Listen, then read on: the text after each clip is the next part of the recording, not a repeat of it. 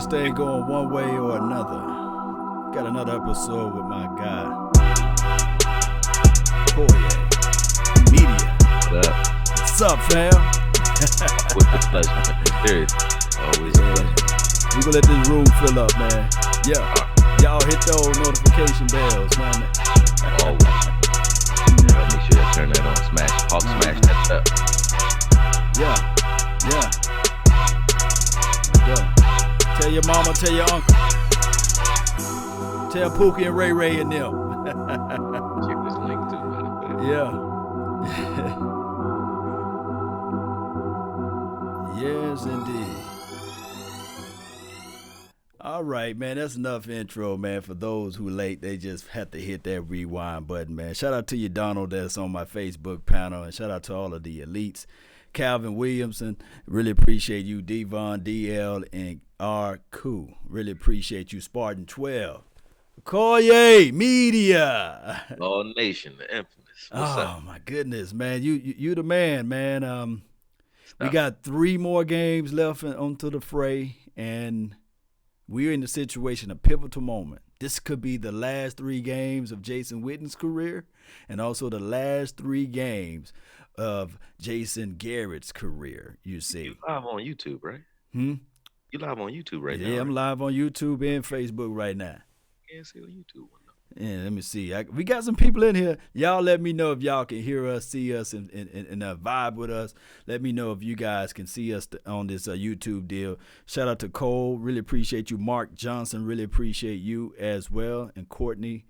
Let me know when you're there, Koye. Yep, I'm on it right now. Oh, give me 1 second. I see everything that's archived. I just don't see the live feed. Yeah, it probably be hitting you with that okie. Oh, there you go. You know how it goes. You know how it goes sometimes. You know they kind of squeeze a little bit. All right, now we good. We good. I just want to see sure I can see the chat. That's all. All right, we good to go, man. Yes, indeed, man. So, I mean, we've been going back and forth a little bit with this team. They'll show us some sparks. They'll show us some promises. Then all of a sudden they'll fold up like a lawn chair. And then all of a sudden they'll just show us some more things. And now we're on a skid right now. And for those who don't know what a skid is, just yeah, we slide, man. We sliding. Hell of a slide. Yeah. Too. We sliding backwards. You know, I feel you, man. It's been like a roller coaster ride for me too, but emotionally, and then the things you believe in the beginning of the season, you get real spiked up after the first 3 wins. And then you know that gives you all the motivation you need to keep, you know, positive when shit are happening, like the loss to the Jets and so on. But once you get past mid-season and you seeing those same, you know, mistakes, it gets frustrating because it's bittersweet. Because we break down, and you know, like you said, we don't just like the Cowboys, we love the Cowboys, and we break these guys down. Like every man on this 53-man roster, I know you've watched more film than your wife would care for, you know, but you watch film and sacrificed your time for this, and to watch players that you know to be talented play at this level, you know, subpar, it's frustrating because you know what they really can do, and we sound crazy when we defend it. You know, on Twitter and everywhere else, you sound crazy when you start defending the guy, saying, you know, he's you know, Jalen could be, you know, Von Miller / you know, Jack Barry. You're like, no, he can't. And like, yeah, bring him forward. And then I got to compile all the footage of him doing that. But you know, it's just frustrating watching guys that you know can play far better than they are playing out of position or playing in positions where, you know, you kind of scratch your head trying to figure out like what the real plan is. You know what I mean? Yes, indeed. And here's the thing. When you are poorly coached, and I'm not just going to put everything at Jason Garrett, but when you are poorly coached, you begin to second guess your talent. Because this is what the news is now. Everybody's saying that, well, maybe Jalen Smith is not who he is. Maybe D. Lawrence is not who he really is. Maybe Ezekiel Elliott is not who he is, or Amari Cooper, or a Michael Gallup. Maybe this team is overrated. That's what happened when you start second guessing everything. When you losing, you start looking at the talent, but we're in the reality of it. Yeah, you're poorly coached, man. Cooking, man. Who's cooking? You can't get mad at the Brussels sprouts and the asparagus because the chef fucked it up. You know what I mean? It ain't nothing wrong with Brussels sprouts. There ain't nothing wrong with asparagus. There's something wrong with the way you cooked it. You know what I mean? Man, that's a good analogy, man. Good grief, that's a good analogy. That's crazy though. Cameron, you ever listen to Cameron rap? He said a line. He said, "I make this look good. You wasn't rocking it right." It's the same thing. Like that's any coach that actually like a Urban Meyer. Y'all know you high on him, Mm-hmm. but any coach that comes in with the right mentality can take these guys to a different level. And that mentality is twofold. One, you have to be disciplined. I don't say Jason Garrett is it Mm-hmm. because I heard that he is behind closed doors. So I'm not even giving him a knock on that. But one, Mm-hmm. you have to be disciplined, and two, you have to have a mentality that says that you're going to play not only the best player, but the player where he's best. You know what I'm Mm-hmm. saying? Like we talk about Cheeto playing 15 yards off the ball. Oh my We talk goodness. about Jalen. I got so much film of Jalen. I was really trying to, I was trying to come at Jalen. Me and Vach was doing breakdowns. Vach is breaking down the run game, and I was like, well, damn, I can't Mm-hmm. even really be that mad at the dude Mm-hmm. because his first initiative, and so are all our linebackers, other than Lee, because Lee just reads whatever he sees. Mm-hmm. He's got that type of presence. But his first initiative and LV's first initiative and their first step on almost every play is backwards because they are coverage linebackers, are pseudo safeties in this scheme. They leave the middle of the field wide open and then try to crash down on blockers that Mm-hmm. have been freed up to come up underneath them. So they're not progressing. They're not progressing. Cheeto, this whole secondary has regressed under Chris Richard or whoever scheme this really is. It doesn't matter who's calling the plays, but this scheme is not suited for not only this team, but the talent that's on this team. Like they don't play to this scheme. I don't care what anybody says. And no, the Right. lack of interceptions will tell you that, it's not working. Yeah. So when you have too many cooks in the kitchen, you know how that goes, right? I Yeah, mean, you're gonna have a different mess. philosophy. You're gonna have a mess. That's where Hey, gumbo come from. right. And this is no gumbo here because Oh, here's the thing. We love Rob Marinelli for what he does, and I think that his philosophy is solid. However, but when you have a Chris Richard, we love his philosophy as a 3-4, the 3-4. I mean, cover. What is it? What is his main root philosophy? Cover three. I meant to say, right? yeah. So the main root of his philosophy is cover three. But I recall myself. Did you get a chance to watch the Jets versus the Ravens game? Did you get a Oh chance to yeah, peek at man. that? I love watching the Ravens because they play how I feel like we are capable of playing. I like. Capable. Yes, yes. Because they knew, for example, they know what Brandon Carr is, but they're not going to put Brandon Carr on the primary receiver, right? He Oh, still made some plays, but I did saw the Brandon Carr of the Dallas Cowboys out there. right, right, So he's not the end all be all. They had the right. is it Marlon Humphreys? I believe that's his Yeah, name. And they Marlon. had, yeah, the Peters kid. They was doing their jobs as I, well. But here's, I'll say this though, go ahead, talk to me. Brandon Carr. For all we say about Brandon Carr and that secondary, Barry Church, Uh huh. who else? It was our young cat. From Mo Claiborne. He's out there for the Chiefs. Yeah. Mo Claiborne, and it was a safety. What was his name? Number 27. What was his name? Forget his name. JJ He, Wilcox. J.J. Wilcox. Like as Right. much as we say about those dudes, think about it, man. Mm-hmm. They produce more turnovers than this team. So who? I mean, you're only as good as what you put on film.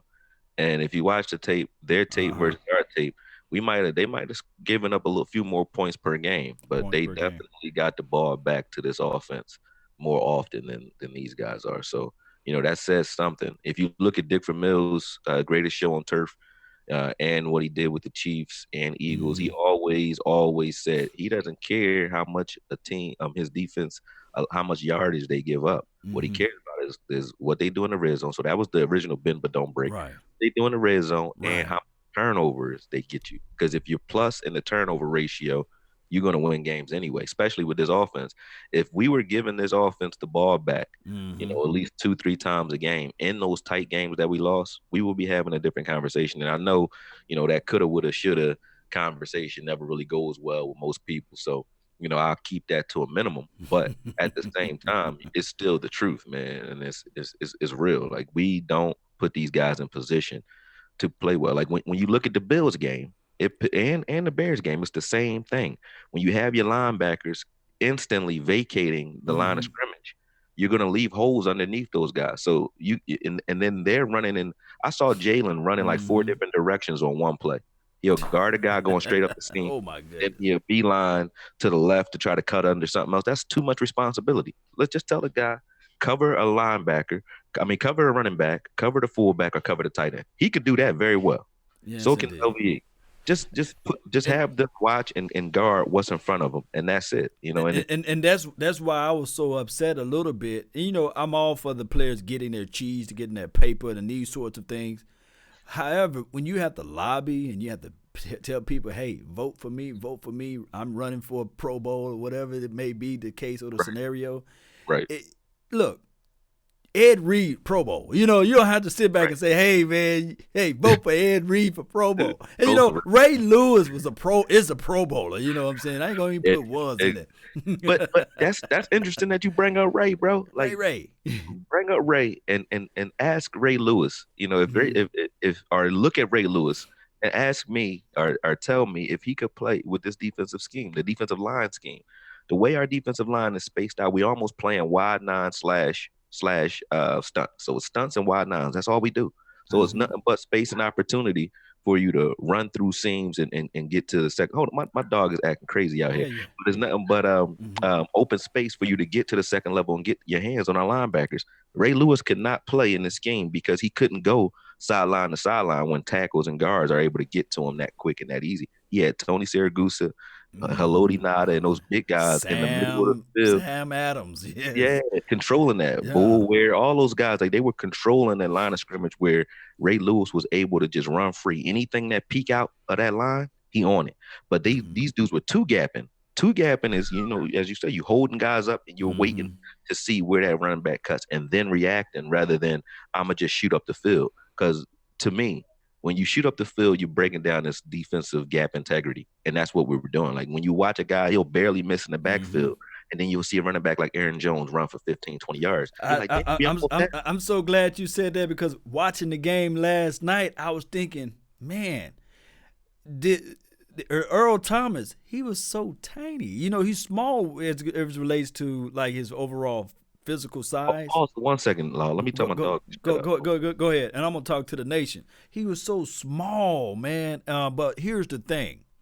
That front four or that three that they got is so massive. So he's able to creep down inside a little bit, knowing that he's not going to get touched. And that's what we need with the Dallas Cowboys. We need that trash can full of dirt that can occupy space because at the end of the day, believe it or not, Le'Veon Bell, of course, he's not having the years that we used to or accustomed to seeing, but he's no slouch. And they was plugging those running lanes. And they had everybody else in the right alignment and assignment.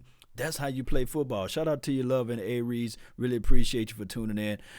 Shout out to you, Alfredo, man. Really, really appreciate you for commenting. And Devon, Texas Twister, really appreciate you. And jump on over to my Facebook, Cody, and Wordplay, man. Really appreciate you. Yeah, what I was saying is, Okoye, is that I was looking at Earl Thomas and his skill set out there with the Ravens. Right. Yes, we can see with our natural eyes he lost a little step as it relates to speed. However, he's still like the brain of the defense, like the quarterback of the defense. He is able to direct, shift, let people know where to be at, knowing where the assignments were at. And then on top of that, what allows their linebackers to run out and be free is their front. That massive plugging up those lanes. And I'm sitting there like, we don't do that. Hey, they're not doing nothing more special than we can do. It's just the fact that they got those big boys up in the middle. It's not even about size. We keep saying big, right? Like, physical, yeah. Was 320. Collins is like 305. You know what I mean? I've seen smaller tackles than that.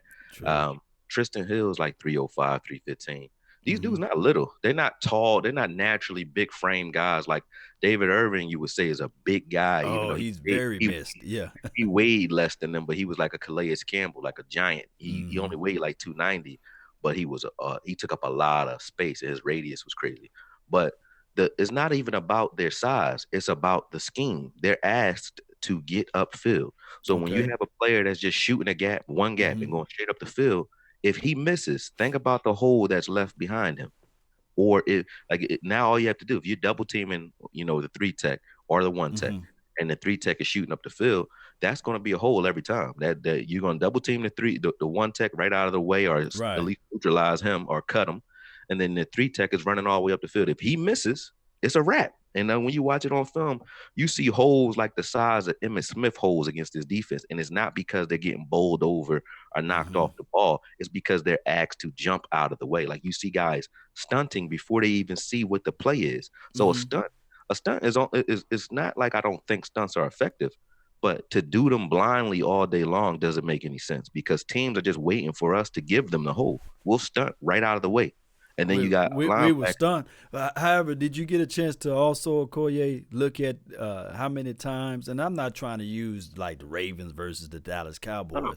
However, when you're not able to create that pressure, when their guys were not able to create the pressure, this is what I've seen. I saw blitzes. You see, I saw them being able to blitz their players. You see, how do you feel with the front I guess with the defensive backs that we do have? Not saying that Byron Jones can't cover for a long periods of time and Cheeto Awuzie can't, but would you like to see this team blitz a little bit more? Man, if we were pressing and blitzing, like if you look at this defense when we're successful, I think the better games we've ever played as a defense in the last 2 years were against Seattle and the Saints. Like the way we play Russell Wilson, we kind of contain Russell Wilson usually. He don't have those spectacular games against us, and neither does Drew Brees, neither has Aaron Rodgers. So that shows you something, that we do know how to play press man and press coverage and tight when it counts. But why would you see something that works and then defer away from it the next week? That Saints game we played, they didn't score a touchdown, and it wasn't for a lack of trying. They put together, when you watch that film, they put together a good offensive scheme for the game.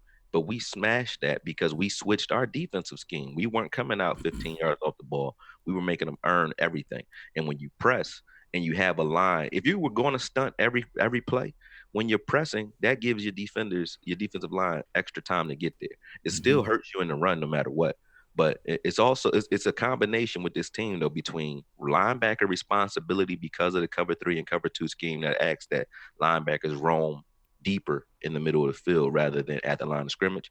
So it's a combination of that and the stunting that's killing this team, because you have a defensive line that's selfish football. I'm serious. Like it's not like they're individually trying to play selfish football, but they're asked to, because when you're stunting and you're getting upfield, you have no regard for the guy behind you, because if you're getting off a block within a half a second, that lineman, now he's not going to come back to try to block you. He's going upfield to try to block your linebacker. And that's why these linebackers are getting bodies on them all day, every day, because they're asked to back up. They're already playing 7 to 9 yards off the ball. Jalen will be 9 yards off the ball. That's where safeties go, bro. Like Jalen is supposed to be 3 to 5 yards. So with the final 3 games, you don't see any changes with this scheme per se. If they're going to continue to stunt, if they're going to continue to drop the linebackers. Yeah, I want them gone. But what we did in the Bills game, it doesn't make sense, man. When a dude runs all over you and it's frustrating because you already answer it in the game. We answered it in the game. You notice the 3 sacks that we had in the Bills game, we might have had more, but the 3 sacks that we had from blitzes came from 2 from Jordan Lewis, 1 from Thompson. Why is that? Because when you have a fast quarterback, this is not new football. This is old school. This is Madden shit. When you have a fast quarterback, you're not going to get there with your line usually if you're not playing contained football. And we don't play contain because everybody's stunting. There is no contain in a stunt. If I'm jumping out my gap and then you keep my guy or the guy that's the wedge guy from getting contained, who is a defensive tackle at that, who ain't gonna get that edge on that quarterback anyway. He's not gonna get that angle. But when you have him jumping to the outside to play contain, he might not get there. And if he don't, you're giving up rushing lanes all day to the quarterback, right? But when you blitz a corner, that corner, it don't matter if he gave him a rushing lane or not. That corner going to close on him quicker than a lineman would, unless you have a special guy like DeMarcus Ware back there.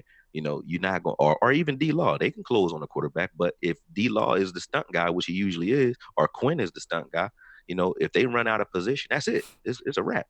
So to have that happening and not back it up with cornerback and safety blitzes that were proven to be working doesn't make sense.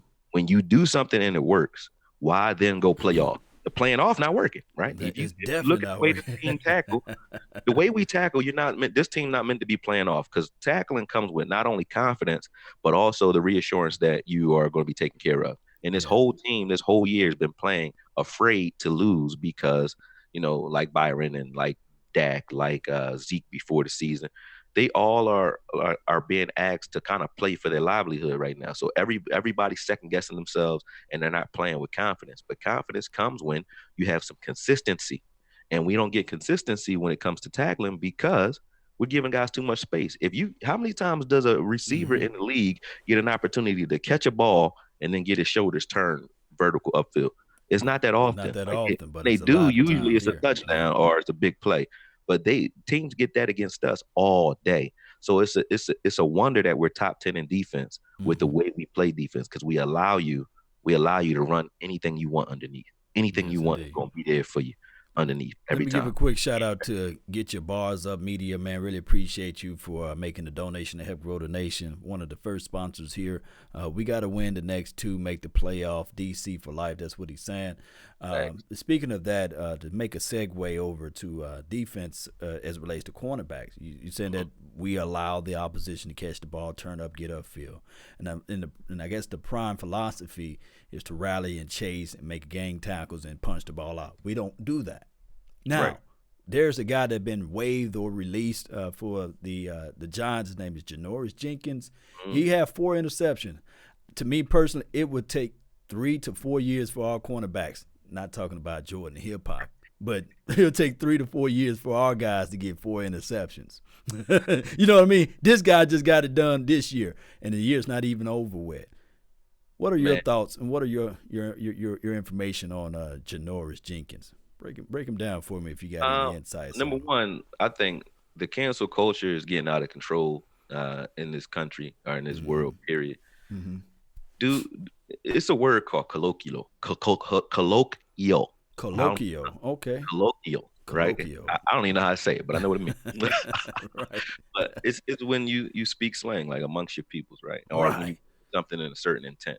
Like when you and I say, that's my nigga, or versus nigger, right? There's a different context in which you would say that, right? And I'm not saying that the word retard is not harmful or hurtful or should be used in certain contexts. No.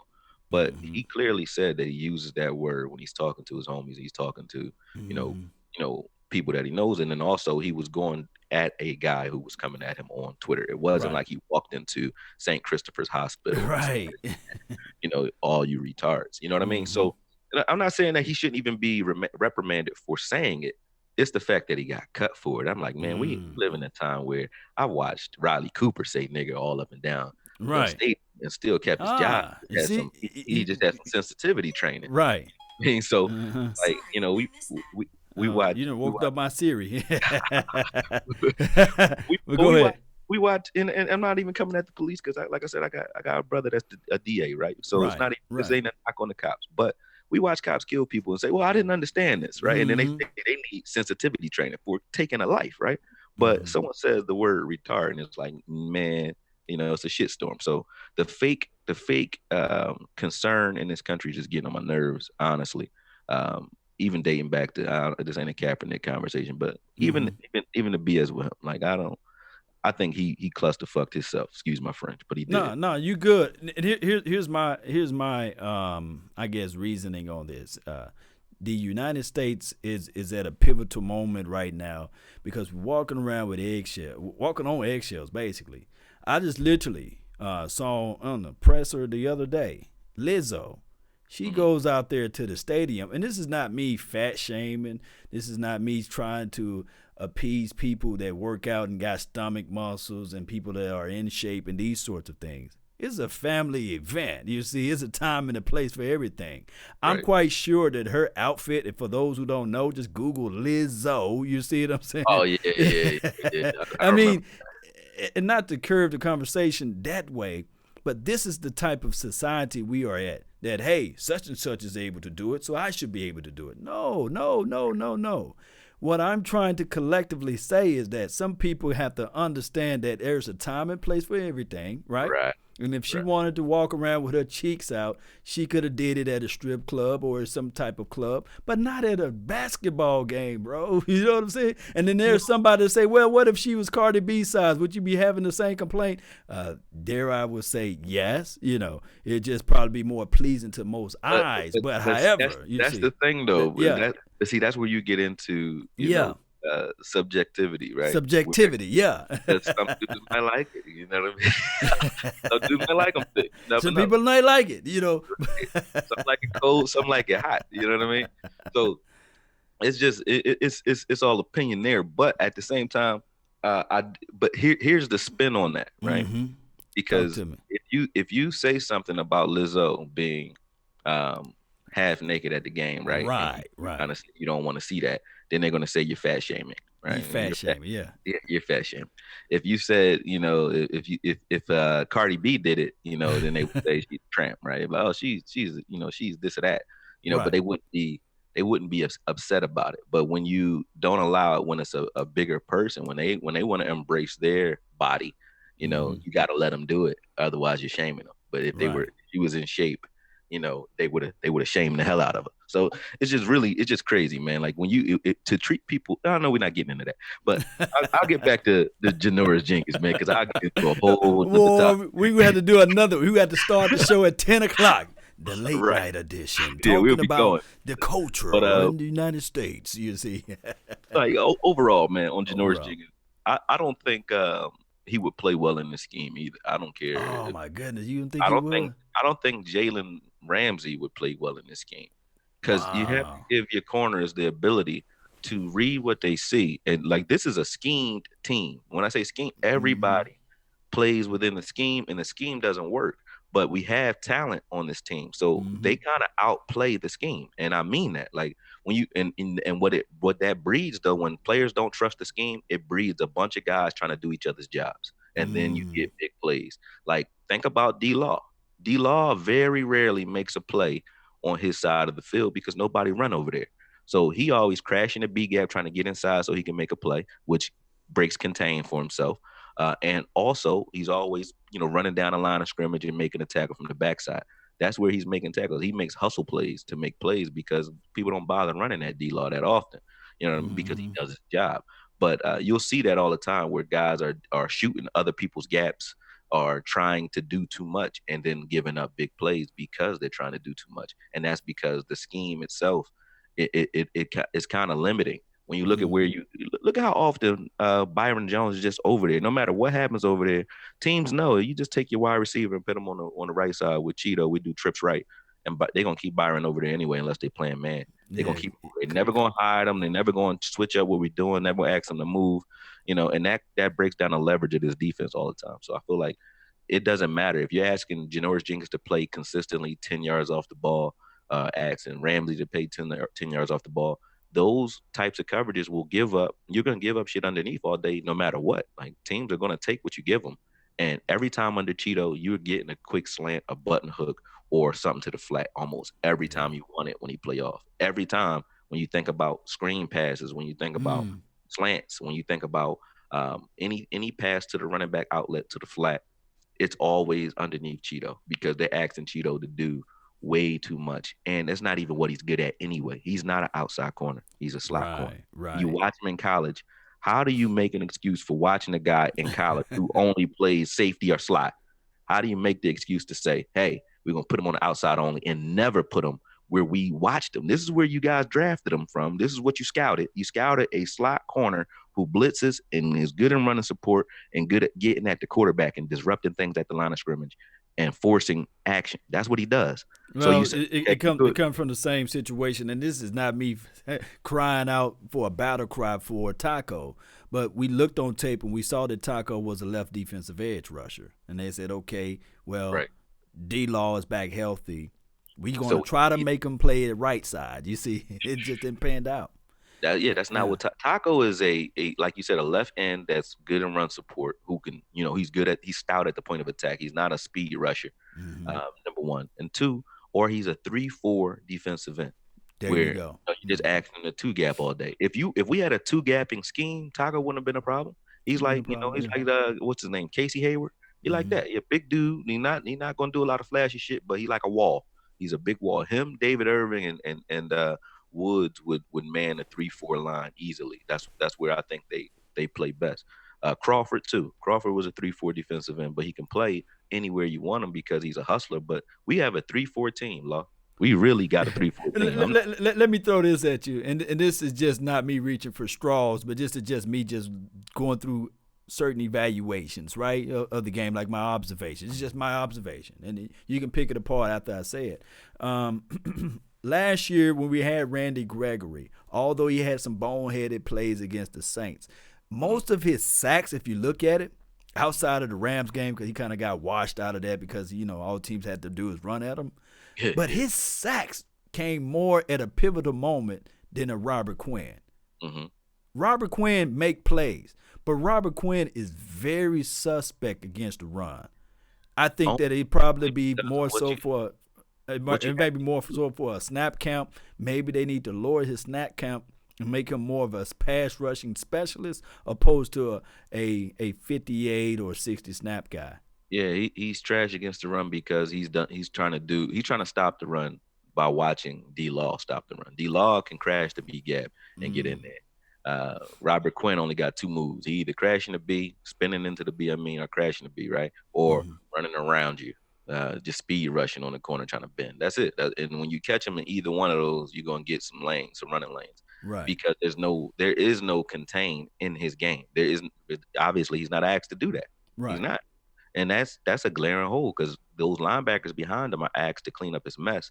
But it's kind of hard to do when, at the end of the day, you got a running back that's running full tilt, no cuts, no hesitation, no stop foot, no nothing, because, the guy who was in front of you in that gap in front of you is gone.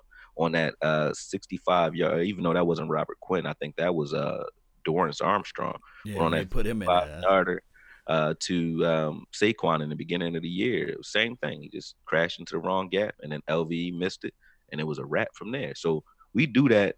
We do that all the time, and I feel like at this point I'm tired of saying it. So I'm done with this scheme. I really don't care to see it anymore. I'm not even joking. I mean, whether we win a Super Bowl or not, I don't want to see any more defense like this again. I don't want to see it. I'm tired of waiting. You just want to get rid of both of them. Get rid of Chris and Rob Marinelli. Yep. Call River Ron. What was the name of? Yep. Ron Rivera. I call him. I can take Ron a loss. Rivera. Yeah. I can take a loss. I can take a big loss. I just want to see when we play well. I want to see us wreaking havoc. Like when we had Roy Williams back in the day, man.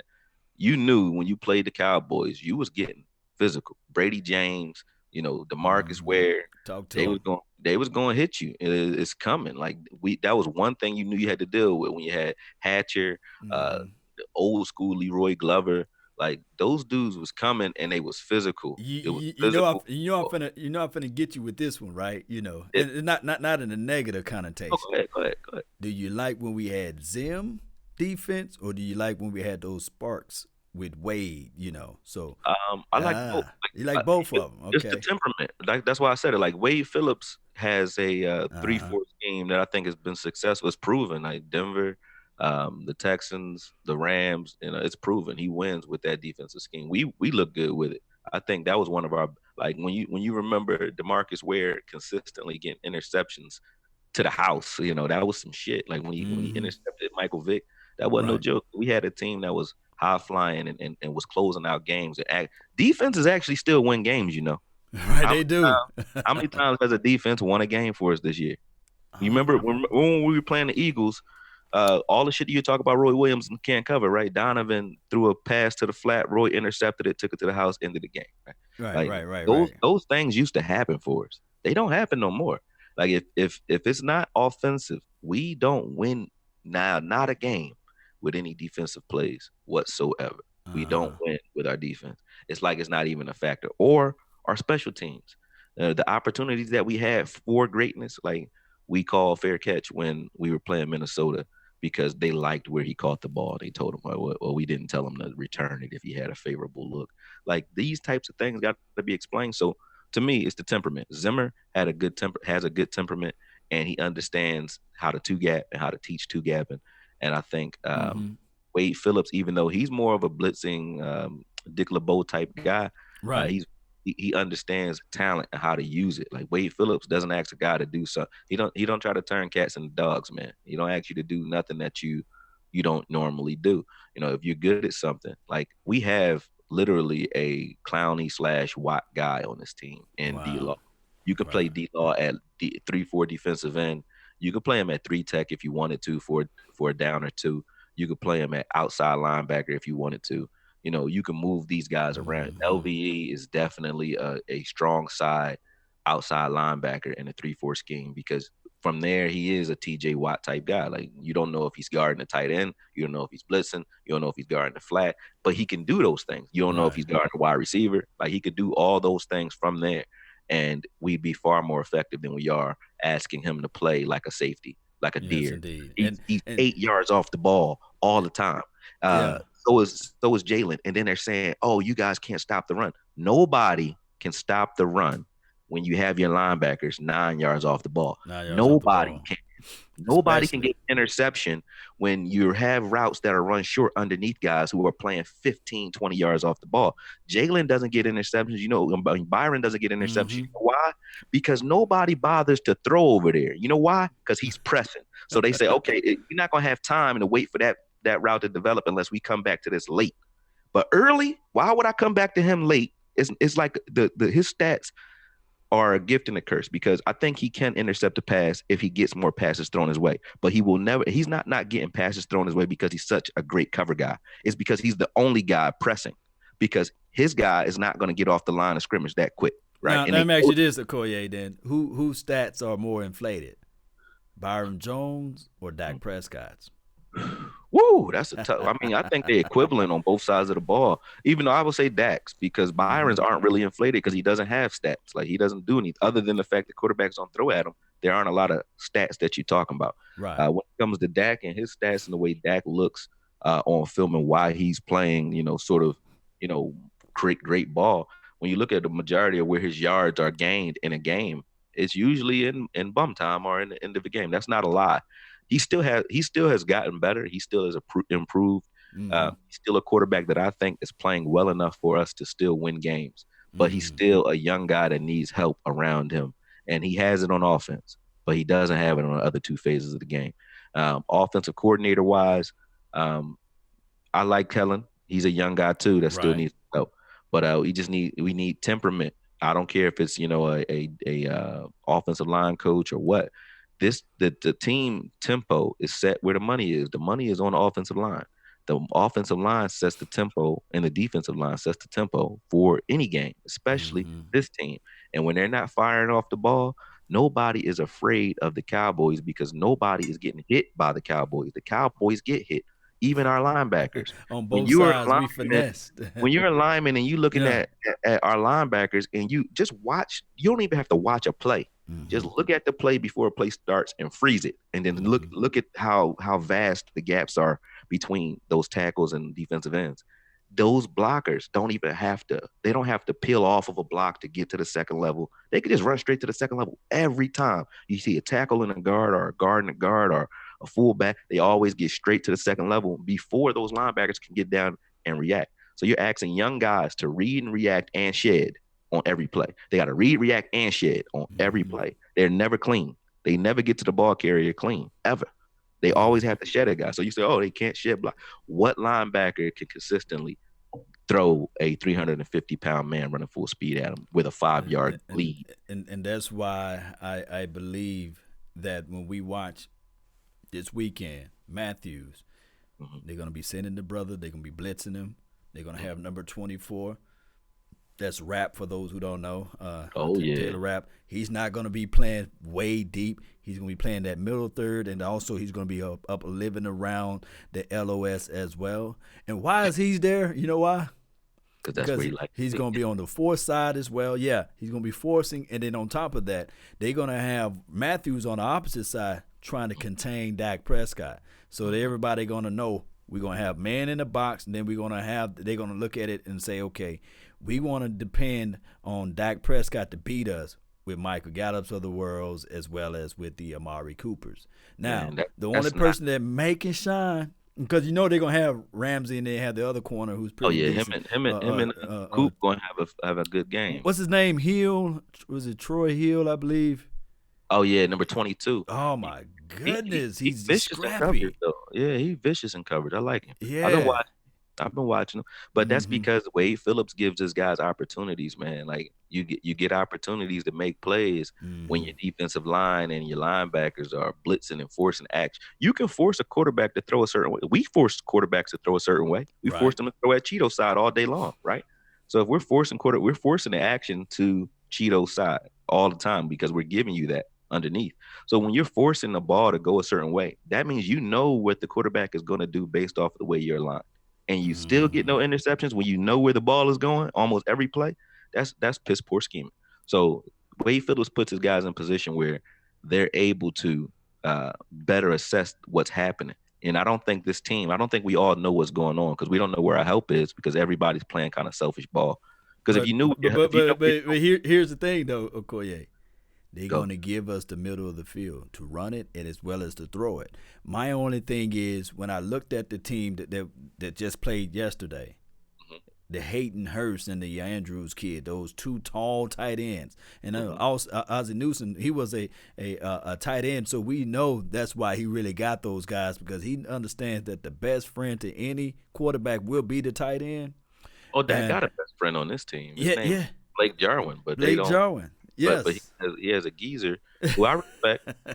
I respect Jason Witten and everything he did. I did a heartfelt Mm-hmm. farewell to him, but that farewell should have been the one and only farewell. Mm-hmm. It should have been the end of Witten because he was already slowing down then, and he was slow then, and hate to say it, but he's slower now and weaker and at the point of attack when it comes to blocking. He's not that guy. So um, and that is what it is. He living off his name right now. Oh my And I think a goodness. lot of these blockers are living off their names right now too. They're living off of what they used to be able to do, but they're not doing it right now. Jason Witten used to Mm-hmm. knock the snot out of people. So did Zach Martin. So did Fredericks. These guys are Right. all pass blocking right now. Like I said, nobody. I'm not afraid to play against these guys, and I'm serious Mm-hmm. because you're gonna let me run into you all day. Okay, All right. I'll do Okay. that. Let's go. I Let's could go do with that. it. Now, when you watch it in the reverse, where you watching Collins and how Collins knocking people off the ball, like, can you want to deal with that? Nah, I don't want none of that. You know what I'm saying? But I'll deal with it. If you're gonna let me run right into his frame every play, of course I'll do that all day. And so I don't know. I know it's a lot of things I'm saying because it's a lot of frustration. But you right on the money when it comes to teams not being afraid of us because a lot of our stats and a lot of our um, successes come at times where teams are playing prevent or they're trying to keep us down or we're in the second half trying to pass our way to victories.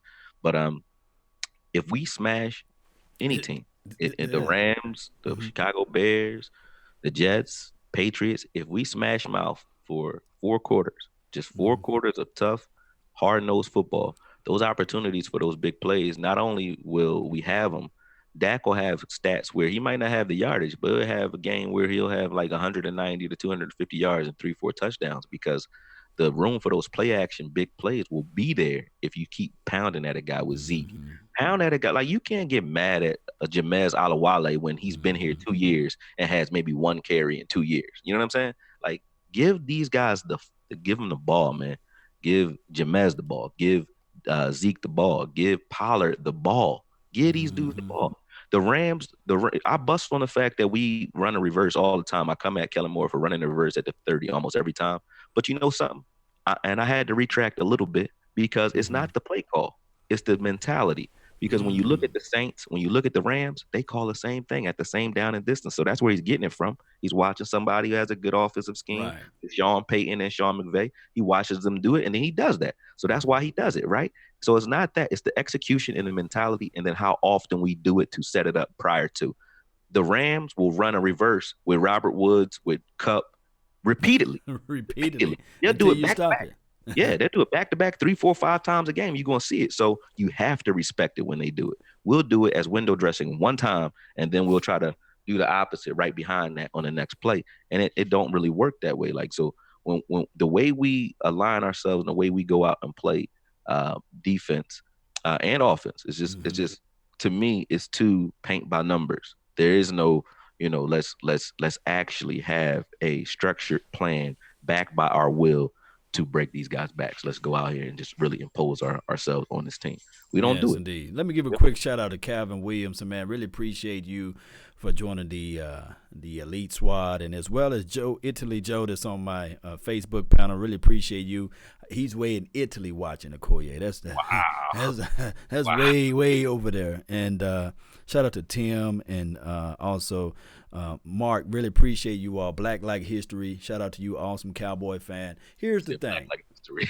Yeah, that's his name. That's a cold YouTube name right there. Black like history. I just need him to get like a little logo or something, just outside of just say history, and then motherfuckers like, well, that's your name. Yeah. He ought to get like a get somebody put a logo right beside that name, Black Like History, man. That'd be dope, man.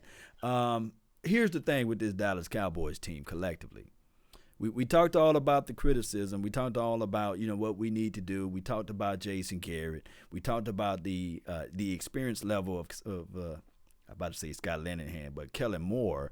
A lot of people like to compare him to Sean McVay, but Sean McVay started in 2008 being on somebody's team, and that's a long time. You see, that's over 10 years ago. You see, so he picked up a lot of football stuff. You see. And it's just not been thrown into the system. He earned his grain of salt. And he knows when to do. Hold him when to do it. You know what I mean? Hold him and fold him. You got to know how to fight. Yeah, he knows. So talk to me, Okoye, man.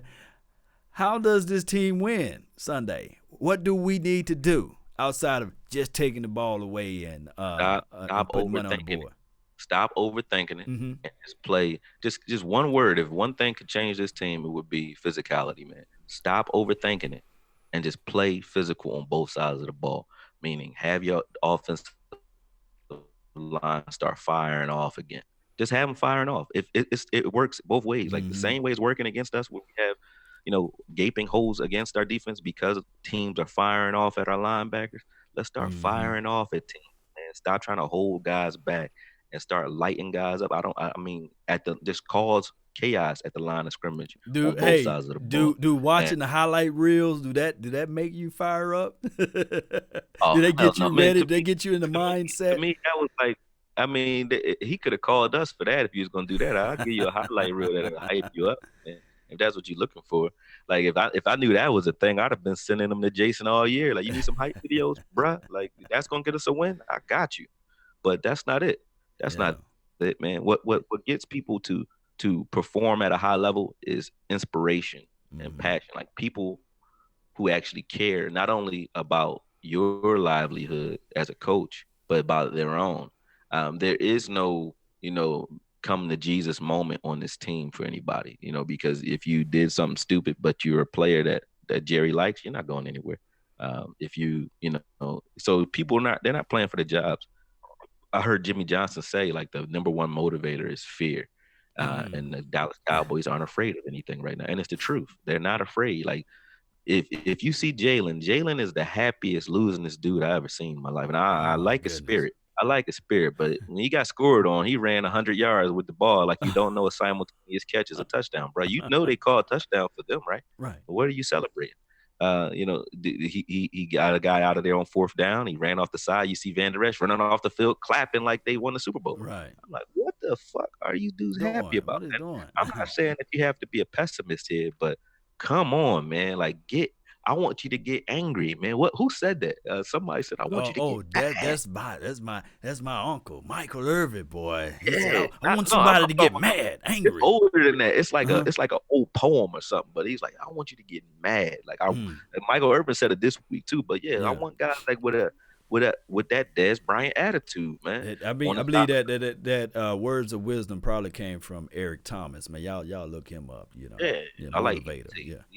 ET dope. Yeah. He dope. He real dope. You gotta play with that edge, man. Like play with an edge. Play like you ready to light something up. That's what the difference in Pittsburgh winning and losing this year was. It wasn't their scheme, because obviously the scheme and talent has taken a dip with Antonio Brown. You don't get better with Antonio Brown leaving. You don't get better with Le'Veon Bell leaving, with Connor, their running back, James Conner getting hurt and not playing most of the year, with Ben Roethlisberger not playing, with Rudolph even injured at times, right? You don't get better as a team with all those players at your skill positions. Even Juju Smith-Schuster's been out.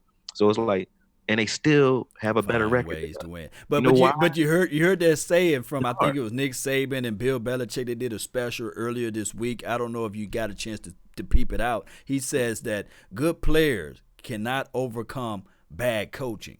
Hell no.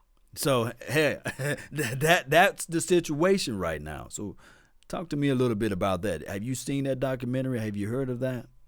I haven't seen it. No. Mm-hmm. I've heard that It's on saying HBO. before. Yeah. I will watch it. Yeah. But I've heard that saying before, for sure. And you could point to a couple examples, man. Like, we talk about the fact that we started the Chicago game and the Bills game Right. punching those guys in the mouth, and they had no real reason to abandon the run after that. We talk about the Baltimore Ravens all the time, and how no matter what, you think they're not just stumping out teams because their defense is good or their offense is good. They're stumping out teams because they have an identity, which is physical football, and it's predicated on the run, and they know that wins games for them. So they smash you. They put a team by the second half, you are one dimensional no matter what, because they Yeah. run the ball so much in the first half. Not only are you dinged up and scored on, but you're behind by 14, 15 points. So by the second half, then they can play however they want. So if the Cowboys want to play this pretty stunt ball that we play, and we wanted interceptions out of this scheme, the only way it works is if we're playing up. Meaning, quarterbacks have to. If you're going to play off 20 yards, it only works if your quarterbacks have to get chunk yardage. They have to get chunk yardage to beat you, right? That's the only time that works. They need big plays. But these teams don't need big plays against us because the game is always close or they up. So they don't need big plays. So our scheme doesn't work because it's only designed for playing with the lead. But you know what? But you know what I saw though, Collier, last night? They put 9 in the box. Lamar Jackson. Oh, he was hitting them. No, this is exactly what he did. He saw that 9 in the box. He looked over to the sideline. They all spread it out, empty. I saw the 2 tight ends that was in on the game because they love that 12 personnel, and sometimes they rotate 13 personnel. Those 2 tight ends, because when you have 9 in the box, that's automatic mismatch. A Hayden Hurst versus a linebacker who's not going to be sitting back in the zone, and he's going to come trying to come downhill. It's OVA for him. So he got him up out of that 9 in the box with his arm. And then on one time, they try to keep 9 in the box. And he said, okay, I'm going to squeeze and run it to the left side because I'm going to attack those edges. I'm not even going to run that trash. And I've been hearing, I watched and I made sure that I read Twitter comments, and they said, hey, Lamar Jackson's style is not going to last long. I said a lie because he's not getting hit. The boy run out of bounds. He got hit one or 2 times, which you can say what that. But there's no more that get hit. So it's like, matter of fact, I've seen that makes sense. It never made sense because if a running quarterback isn't going to be durable, it's just the fact that you pay a quarterback more and he leads your team, so his injuries hurt you more. But a quarterback running can't be that dangerous if a running back running ain't dangerous. Yeah. Otherwise, why would we have running? They run on every play and get hit 4 or 5 times in one play. I don't see quarterbacks doing that. And we come from an era where there was no such thing as you can't hit a quarterback in the knees. You can't hit a quarterback in his head. You can't slap a dude in his helmet. We remember the blind sides that dudes like Greg Lloyd used to put on dudes when he played for the Steelers. He was trying to murder something. And or Kevin Lawrence Green. Taylor, Green? taking that quarterback from the Redskins and breaking his leg. It was crazy that happened with LT and I forget the dude's name. But that quarterback from the Redskins, he broke his leg and his bone was in the mud. And then it happened to Alex. Right? Yeah, Joe Theismann. Then it happened to Alex Smith the same way in the Redskins uniform. I was like, damn, the Redskins kind of cursed that quarterback. But anyway, when it comes to that, like I don't think that Lamar Jackson's a short-lived anomaly in this league. I think he's right on time because the league before, when Michael Vick was here, they weren't ready for a player like that. So I don't think we had plays designed for a Michael Vick the way we do now. Remember, the RPO wasn't a big thing when Michael Vick played. He was lining up under center at a shotgun and just making it happen. Whereas now it's like, listen, it's a design. You get an extra blocker when that running back is in there blocking with you. Mm-hmm. So you get that extra blocker. It's a numbers game. And if you RPO it and you cutting off the backside of that defense where those 3 or 4 guys on that backside not gonna get into play anyway. Now, Mm-hmm. when you pull those tackles on that backside, it's even more of a numbers game. So it's Right. hard. It's hard to stop that, man. Especially when the linemen are firing off at you all game long, they hitting you. It's hard to stop that. And then that Mm-hmm. helps and opens up the pass because you have to overcommit and, put your hard hat on. When you see a guy that's about to run, you got to get ready because all right, here they come again. Mm-hmm. Same thing we did it in the Chicago game. The number 22, we was abusing him even at the end of the game. We was throwing against him. You know why we was able to throw against him though? Because Why is most of that? our runs was to the left and we were targeting him in the run. So he had to tackle Zeke so many times in the first half and had to tackle Mm-hmm. so much. By the end of the game, he was drained. Cooper Mm-hmm. caught that pass on me. He had no spunk left in his game. We didn't go at the what's the kid's name on the other side? Fuller. We ain't go at Fuller. Fuller like No, that. no, no, no, You know what I no. mean? We ain't So go we to him. went at 22. That was a good game plan. But anytime when Prince and Mukamura don't play, Hicks don't play, and you still can't come up with a game plan to capitalize off their backups, that lets you know that our coaches, I don't know what they doing, but I don't even blame them though. Honestly, I Yeah, blame one guy. and Roquan wasn't even out there as well. So We yeah. knocked him out the box like I said we would. I said, yo, if Mm-hmm. we come out and smash the Bears and punch them in the face, no team is going to want to deal with Zeke. Like, they Mm-hmm. don't want to tackle Zeke when Zeke running by himself. So you damn sure don't want to tackle him when he got his gang in front of him. But that's neither here nor there. At the end of the day, like, you see how we're able to play because we do it for 15 plays and then we go back to the cutesy bullshit. So I know what we can do, but I don't blame the coaches. I don't blame all the coaches. I blame really Jerry Jones because I think Ah, I think that these Jerry. coaches can coach. I think they can coach, but you have to let them coach. And what I mean by that, I mean let them be, or at least appear to be, the end all be all when it comes to their word in that locker room. If I say you Mm-hmm. sitting on the bench, fuck what Jerry said. If I said you sitting on the bench and you a starter and you think you're supposed to play, you sitting on the bench. Yeah. LVE or Jalen or whoever. If you're not playing well, get the fuck off my field. Get off my Yeah. field. And And in your household, you the voice of reason, right? right. So You got to be. what kids do, they figure that out a long time ago. They say, well, I can go to daddy and say this, or I can go to mommy and say that. And I grew up in a household. We grew up with 4 brothers, you see. And when it got down to cutting the grass, I knew one thing that I can do. I could lean to mom and say, you know what? I cut my finger. I got a headache. She would say, hey, here's a Band-Aid, take some Tylenol or what have you. Don't worry Right. about cutting the grass, you see, for this week or what have you. But Right. oh man, the pops, he Tell your was say, dad that. son, put Get that up. Band-Aid out there, take this Tylenol, get out there and cut that goddamn grass, you see. And Hey, he'd be like this, cut that grass, you see. So right. that's the difference. But as kids, we figure out ways to circumvent not just that, and I'm not using that just as an analogy, but we learn how to shift the balance. And when you saying that Jason Garrett is the head coach, and if Jason Garrett have a problem or issue and say, hey, I want to cut this particular player or I want to do this with this particular player, he got to go to Jerry Jones. And even if he have some ill feelings about that player and Jerry Jones like the player, then the player can circumvent it and go around Jason Garrett and go straight to Jerry Jones and say, hey, And Jerry, that key this is right what I there is, want, is the reason that I do blame. When I say I want to fire somebody, I always say Jason Garrett. Uh-huh. The reason that is because I know that that's a reality. What you're saying is the truth, right? Right. But True. the Yeah. only way to fix that is to actually have some cojones, man. Meaning, Mm-hmm. hey, Jerry, you say I'm the guy. Let me be the guy. You have to actually speak up for yourself, man, or be willing to walk. If in Mm-hmm. any negotiation, I done did real estate wholesaling. I sold Right. everything under the sun. I done sold it. But in Mm-hmm. any negotiation that you're gonna be in, bro, if you already know, if you're not willing to leave the table, you Mm-hmm. lost already. You lost You all your leverage. lost. So Mm-hmm. so Jason not saying, hey, listen, bro, like I need to, either have it my way or you got to find somebody else to do this job.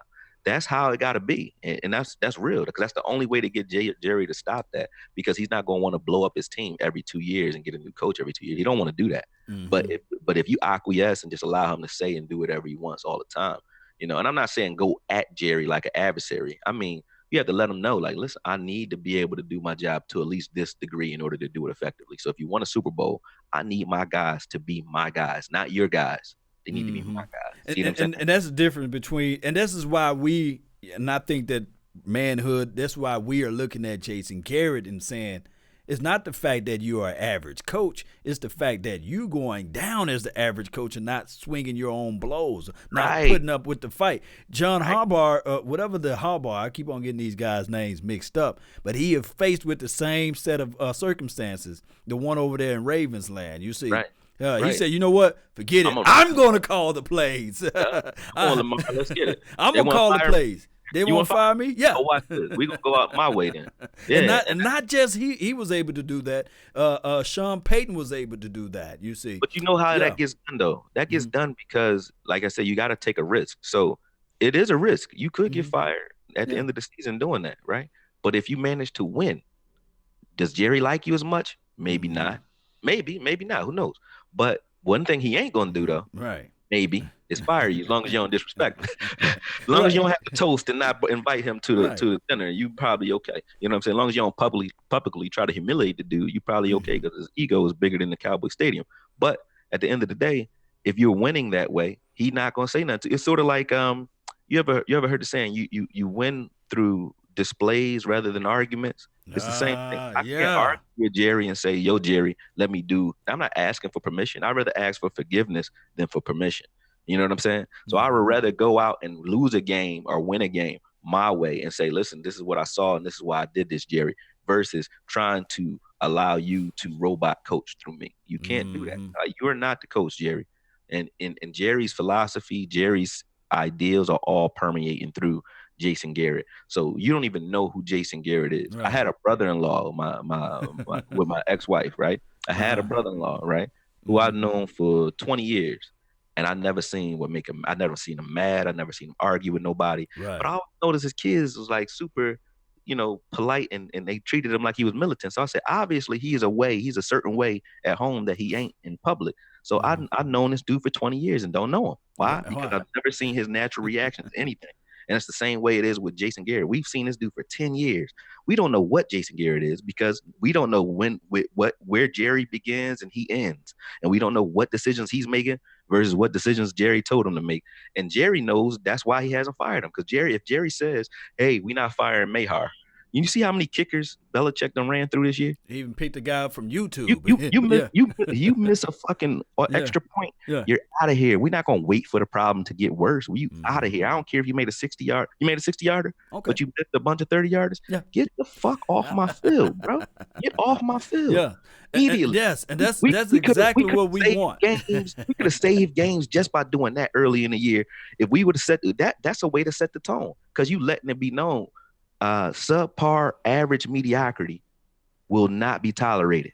Period. So Anthony Brown started to play like a bum. Anthony Brown early in the year, get out of here. I would have looked for a guy to cut on this team just to bring that spark of it could be you, bro.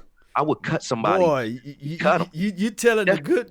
You telling the good truth. And here's a good pivotal reason why I want to say that. We do know that MLB now allows marijuana use or whatever. They're not testing for it, right? Yeah. However, it doesn't mean that you can't just because you play for the Major League Baseball, you can get in your car and just have bags of weeds in the car. Right. You know what I'm saying? And blaze. Yeah. What I'm trying to say is when Daniel Ross got hit up in Frisco, Texas, right? And Jerry Jones, Stephen Jones, and Jason Garrett should have sent the message then that stumping out any small little nuances that can happen down the line for your other players, because then they can look at it and say, hey, man, I got to have my stuff in order. You see? Right. Because now I know for sure that I could lose my job. So I ain't going to roll up the spliff while I'm in the car. I'm not going to have this stuff under the seat. I'm not going to have a loaded gun that's not registered. Whatever it may be, however he got pulled over, it would have trickled down and echoed and permeated throughout the entire locker room, and you wouldn't have the Antoine Woods having or repeating the same type of situations, you see.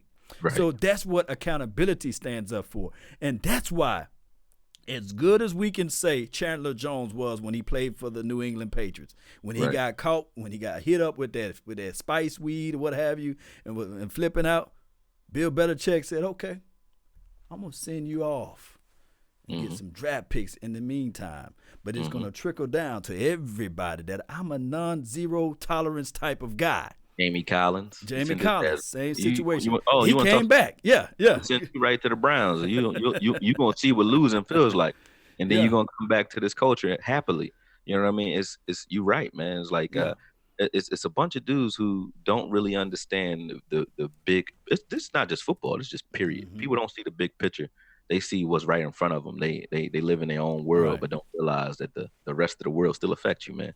And I feel like in this Cowboys organization, there is like a immaturity that comes naturally because we don't have a bunch of guys like Bennett on this team who have been there, who are going to teach guys like not the way of winning, not the Cowboy way, because that's what we're teaching now, the Cowboy way.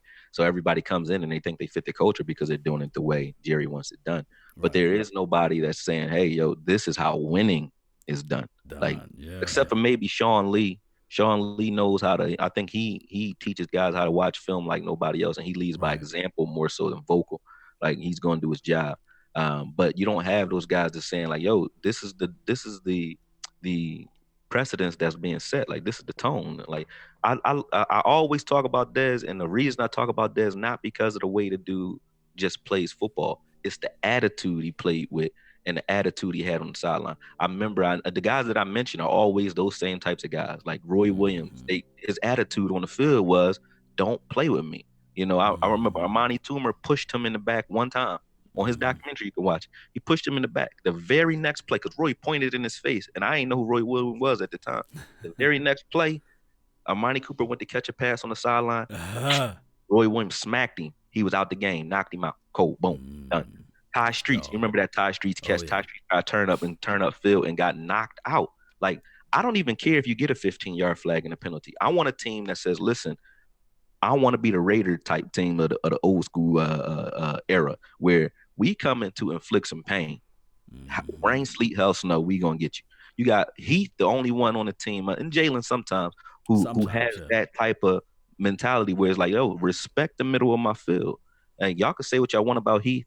Heath don't get the interceptions because of his scheme. They don't put him in places to do so. But Heath definitely is he's a clean killer. He 007 out there, man. He got a license to kill, and ain't nothing illegal about it. He don't get no flags, but he will knock you out, man. I love that, and we need everybody to start playing like that. But we don't have a system in place where we got a core group of guys like this. New England always got a core group of guys that have been here long enough and won here, so that they can kind of teach the next round of guys how to play. And then they'll bring in other veterans from other places, and they all fall in line under that same culture. And now it's been established for so long that they don't really need any one guy anymore because you got Belichick, and people going to go there with a certain expectation because of the precedence that was set by those guys who are all now, if you're looking at the big picture, they're all now on ESPN. They're all on NFL Network. They all kind of pave their own way in their life after football, because if you really want to make money, Zeke, if you really want to make money, Dak, stop trying to get the check that you probably will never see the end of, right? You'll get it. You'll get that check. But longevity is where it's at. And the only way you're going to have longevity, other than breaking all kinds of records individually, is if you win together. If you win, like Darren Woodson is on ESPN. You know what I'm saying? When you win, people want to hear what you got to say. Charles Haley, crazy and all, people will talk to Charles Haley all day long there, bring him in as a consultant for pass rushing and so on. Why? Because he's won doing that. Leon Lett is on his staff. He won doing that. Nate Newton is on the 105.3 or the Talking Cowboys, if he's still on it, I don't know. Hanging with the boys, I believe. Yeah, that's because they've won. So people want to hear what you have to say when you've actually won something and done something. And we need to understand that it's not just about right now, man. Let's win something. And I don't think we have that mentality. Everybody we're trained to play selfish football. Period. That stunting bullshit is selfish football. Dak right now, whether you say it's him calling plays or killing plays or Kellen Moore calling plays, it's selfish, unbalanced football. Because and I don't know if it's a personal thing or not. I don't know their personalities, but to me, if you are putting throwing just to throw above what will guarantee win for you because of the narrative, and that's part of it. The narrative is Dak can't win without Zeke. So if there was a year for Dak to win throwing the ball, it would be this year. Because this year, Zeke is under scrutiny because he just got a check and they claim he's not paying up the snuff. This is Dak. If you're not going to do it right now, Dak, when you going to do it? But you know how it goes, because people are already saying that, people are already saying that, hey, Lamar Jackson got more rushing yards than Ezekiel Elliott, you say. So you know how they go. Exactly. But you know how the narrative goes, though, right? If you're not going to do it this year, when are you going to step up? And if it's not working, listen, Ben Roethlisberger is only a legend because he understood how to hand the ball off and not get in the way of his defense. He was a rookie, right? And he got himself some Super Bowls out of that style of play. Then later on, he had like 5 years to develop into a throwing quarterback. And then later on, he started throwing and playing well. Is Dak of that ilk? Hell yeah. I think Dak, I always thought that Dak was a developmental quarterback who would be good in the future. My arguments with Dak are the Dak acolytes was he wasn't there when they thought he was. Like in 2016, he wasn't that. And they tried to make it seem like he was that. So that created, like, I ain't gonna let you bullshit me. Right. I'm gonna say it. But now he's ascending, but he's still not fully there yet. He's ascending. But to try to put the pressure on him by not paying him, to put the pressure on him to actually say, yo, go out and prove it to us that you can do this. I think that was the wrong approach from Jerry's standpoint, and it was the wrong response from Dak and the team. Because if we would have just been winning, you still have to pay Dak. If we're just winning, you have to pay him anyway, because he's a quarterback leading this team to wins, not leading this team in stats. I don't care about that. Win. Man, and then if you want Cooper, Cobb and Cooper and Gallup to have easier looks, keep guys 9 in the box, like you just said. That can now hit a guy on the edge consistently. So if the only way you get those looks where you don't have 8 men dropping back underneath you, they were 3-man rushing us. We ain't had nothing to do with the ball. People were 3-man rushing us all year. Why? Because we all abandoned the run. We abandoned the run too early, man. So if we were pounding teams away and hurting teams and destroying the time of possession, what that does is just like boxing, bro. If I tap you and you don't touch me, I can tap you. I might not ever hurt you, right? But if I tap you for 6 rounds and I win those rounds due to just holding you and hitting you and playing the clock, guess what you got to do the second half of the fight to win? You got to play desperate now. You got to throw big punches, and now I can hurt you because you have to open up to try to play me now. It's the same. You just broke down Mayweather, man. Yeah, you got to open up now because you lose it. So what you gonna do? You got to turn up. So if we put defenses against the clock, where we control the ball for the first half of the game and most of the game using the run and keeping the game close with the run, then teams have to get desperate later in games. Those are opportunities for you to make those interceptions downfield and big plays. But when you just play not to lose, not play to win, but play not to lose, or because you're afraid of losing, it permeates like this right here, man. This is some bullshit that we seeing on the field right now. And it's not all the way. Like it's bullshit because we are not for one time in the world, I really, really do believe we are not what our record says we are. This is the first time I ever could say that. Because I know when people say that, they say, like, people on Facebook, they're like, yo, you are what your record say you are. Your Cowboys, y'all always bitching about your losses. Y'all never are, losers. It's always an excuse. But this year, bro, like, look, Jets game. All right. Jets game, we had an opportunity to break their back. We chose to do a read option and some bullshit in the red zone, 4th and 2. And then right behind that, they broke our back. They threw a 92-yarder right behind that, the very next play, right? Very next play. So we had that opportunity to break their back. We had an opportunity to break the Bills' backs. We had the opportunity to break Chicago's back. We had an opportunity to break New England's back. Like, these are not things where I'm like, okay, maybe if all these things, if it was a solar eclipse, we could have won. No, we were winning. We could win these games. All we had to do is turn up when we get in the red zone and actually play physical, man. And it's frustrating because I can't make them do it. All right. So in closing, the final remarks of the final 3 games that we have, and I do agree with what you're saying, is that technically what you're saying is that we become the team collectively become the head coach, basically. And that's just a guy that's going to try to play it safe. I just wish that I could be a fly on the wall when Jason Garrett hit a coffee table, with your toe. your pinky toe. Mm-hmm. I want to know because in 10 years we only saw one play when he did the challenge play with the flag, right? That one play when he really challenged the opposition. But I would wish to be a little fly on the wall and hit that coffee table with his pinky toe and see what he actually does. You know what I'm saying? Right. Yeah, I just want to see. Y'all let me know in the comment box, man. Y'all let me know what will Jason Garrett do when he stump his toe and hit that toe, that pinky toe, not the big one. God damn it. You ain't gonna hear none of that. You can hear none of that. Oh man. But what before we run, what will be the final score? Not the final score, but the final record for the Dallas Cowboys. These last 3 games, what would be the final? I mean, I'm really hoping with everything I got that it's 9-7, but anywhere from 9-7, 8-8, I see that being realistic. I mean, the reason I say 8-8 because the Rams ain't a joke. They've actually turned up since they've gotten Jalen. Actually, their defense has gotten more formidable, like we just said. So, and their offense is the reason we're in this right now. We've been replaying the Rams game every game this year because the Rams kind of exposed us in the playoffs, and it's been a repeat of that every game this year. Oh, get guys on Jalen and LVE, and they're totally different guys, right? So don't let them play clean and don't let them run sideline to sideline. And when they are backpedaling like linebackers, corners, throw the ball underneath them. That's all you got to do, and you beat this team. So teams have been doing that to us all year after watching that Rams game. So I doubt that we're going to go in and beat the guys easily who created the blueprint against us in the first place. You know what I mean? You know, when you watch a quarterback that's young, you don't have film on them until a team shows you how to expose them, and then you see every team kind of adopt that. That's what teams have done to us. They've adopted, the slow ball. Like throw the ball underneath like the Patriots. They throw it to tight ends and slants all day on us, and they work because we give you the cushion. So unless we change something drastically, which I hope we are able to do, like come out. I don't mind losing. Just come out. Let's lose a different way this time, though. Let's lose blitzing. Let's lose running. Let's lose that way, and then let's say we didn't throw the ball enough. I want to just be able to say that. Or let's say we didn't play enough coverage. I want to say that. We gave up too many big plays. I want to say that. We don't say none of that. We be like, well, we don't give up big plays. And we didn't execute. We play good. We play good. We say the same things every week because we're losing the same way every week, which shows we ain't changing. And one thing I'll ask you, and I'll ask the Cowboy Nation that's watching you, man. Shout out to all y'all. Shout out to you for having me on too long. Ask yourself this question.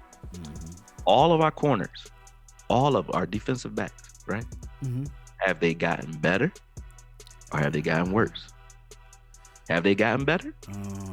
All of our corners, just on the defensive side, who got better this year? Nobody. Well, maybe Jordan because he's playing more. He didn't get better. He's just playing more. But nobody's gotten better. Linebackers, did they get better or worse? Dang, boy, you got me thinking now, man. Why you got me thinking like that? I'm trying to think. I'm really trying to answer your question. Who got better? The line, did they get better or worse? That's the only thing that got better on this team. Robert Quinn was the only person who got better because he played better this year than what he played with last year, huh?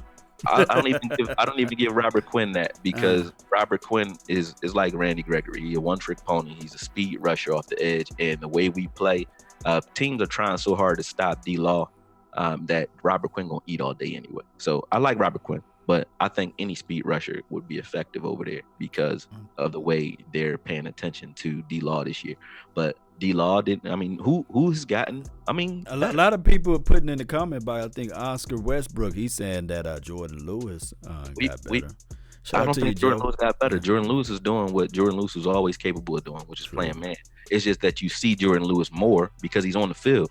That's also dumb. Like, how was it that Anthony Brown was ahead of this guy for so long when every time he gets in, he does nothing but show out and show up. Like, he's like Spider-Man on the field. Every time he come out there, he show out and show up. So for him to have been riding the bench that long, Joe Thomas in this game gave us our spark, right? In that Chicago game.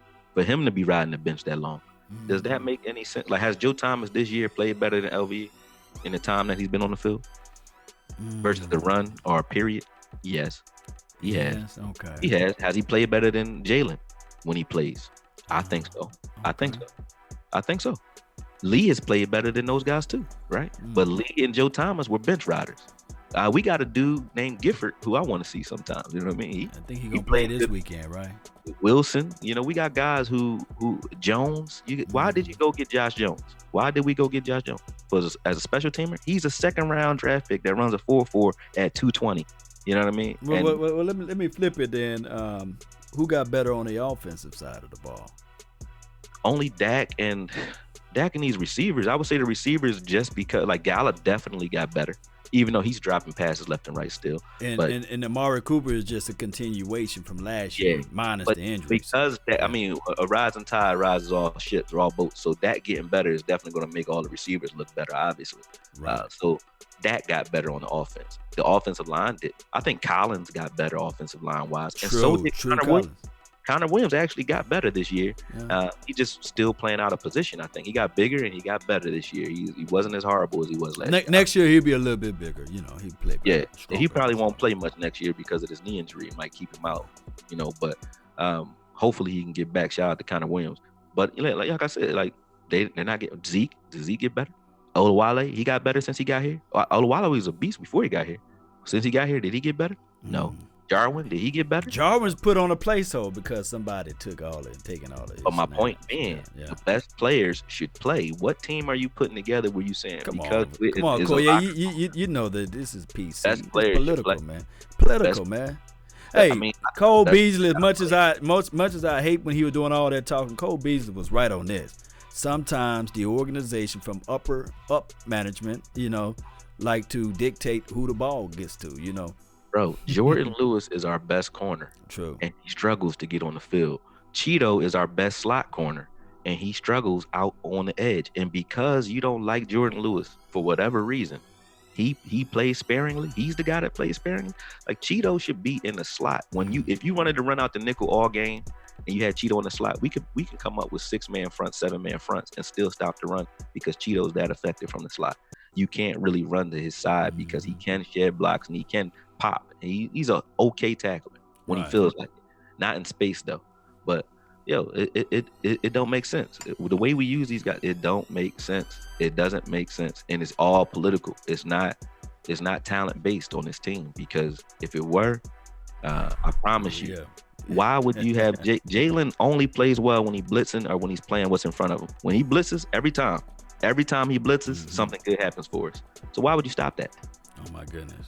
You say, hey, Law, you great at talking on this mic. You great at your show. You know what I want you to be? A gardener. You're gonna be a gardener. We're gonna take you. We're gonna put you in the garden because I think that you communicate with the plants. Like that would be dumb as hell to take somebody who's a communicator and not have them communicate. So why would you take a guy who's always been something and make them something else in this scheme? Unless it was making them better. Like if you take a guy like Jordan Lewis and took him to a team where you say, hey, you're gonna be our man cover guy like Jalen Ramsey. You're gonna be our guy that you shut your guy down. Why wouldn't we do that on the outside? It don't make sense. Oh, because he's an inch smaller than Anthony Brown. That's what it is. You're an inch too small or too short. Get out of my face, man. Like, it's crazy. I'm mad right now at our team, man. I'm not even gonna front. I'm mad right now. No doubt, Koye. So we're about to wrap this thing up, Cowboy Nation. I really appreciate each and every last one of you all. Thank you all for watching, especially those that's on my Facebook panel and those who help support the nation as well. Really appreciate you all. Don't forget to share this thing. However, before I go, Okoye, tell them where they can find and follow your content and what you're working on in esports. I got a video dropping tonight at 5:00. It's called Jalen. It's a Van Jalen really, but I'm doing LV separate. But Jalen not guilty because, as I said, in trying to critique Jalen harshly, I found a lot of BS in this scheme that kind of hampers his game, and I'm going to point those things out tonight. So at 5:00, that's dropping. At least part one of that. It's a 28-minute thing, so 14 minutes will drop today, and another in a couple days. But yeah, you can find me at Akoye Media. That's AKOYE Media. If you guys want to suggest, what we break down, you can go out to patreon.com/AKOYE, and you'll see the instructions there. You can definitely donate, and I'll break down, for like $5-10, I'll break down whatever you guys say, as long as it's not shady. You're not kind of setting me up for some shady narrative. and it's something that I haven't done before. So if it's something I haven't done already, and I can't say, hey, go look at this film if you want to see that, I'll do it. So go check me out. And like I said, Law, I appreciate you having me on. And for those of you who follow Law, you guys are, you smart money, man. Law, like I said, he started me in this. And, I'm loving the ride, so I appreciate everything for real. Yes, indeed, man. That's Okoye, man. The gem of Dallas Cowboys YouTube film breakdown. You and Vosh Lombardi, who keeps the party, man. I really appreciate y'all, man. Especially putting the information out there for everybody to understand the game and see. And that's a remarkable task, because we don't get paid to do it. We do it out of the labor of love, and then of course YouTube in return put something in our pockets. But like you said, follow Okoye Media, not just media, but follow the Patreon. And also, Cowboy Nation, for those who out here following my content, I really appreciate you all. The best thing you can do for me is hit that share button, let that friend, neighbor, foe know where to go. Hit that thumbs up, join the notification squad, join it, because I there's no specific time that I go live like 95, right? And also invest in the nation. I got elite memberships. All you got to do is hit that join button, and you can get some behind the scenes stuff, some throwback stuff that I put out there as well, or be one of those people that have early access, meaning that I'll do a video film breakdown and you guys be the first people to see it before anybody else. Those are all perks, man, and I really appreciate it. And it's less than $1, 99 pennies. You can't find 99 pennies from Grandma. Let's stop that. Ray. I'm tired of the less than $1 talk, because I know we provide more value for the Cowboy Nation than their jersey does. All y'all got jerseys. All y'all got these. All y'all got Cowboy memorabilia. It costs you $40, $50, $60. I guarantee you'll trade that jersey to watch this, all day. Because we provide more value than all that. So that less than $1, man, give us what you can. Fuck that less than $1. But here's the thing, though. Shout out to YouTube for doing this. It's so dope. You get a personalized badge, though, when you join. Less than $1. But also, for those who want to just up it up, we got a gold memberships. We have the platinum. So, I mean, Facts. It's more now. That's if you really love the nation. You want to get into that platinum. We got some people in that platinum area as well. So I really appreciate it, man. It's enough of me talking about that, because I'd just rather give you guys the content and you find out for yourself and say, hey, man, what is this join button all about? Oh, how do I get that star logo? You just change the name to change the button from join. Just label it Blue Magic, man. Blue Magic. Oh my goodness. That Blue Magic. The blue pill. Right. Keep you all excited about the Dallas Cowboys for everlasting. It never goes down. All right, Cowboy Nation, that's been our time. I really appreciate you all for yours. And remember, you're listening to nothing but the best. Let's jam on out to this. There you go. Yeah. All right, Koye, we out. Yes, sir. Good show, man. Good show. Patreon.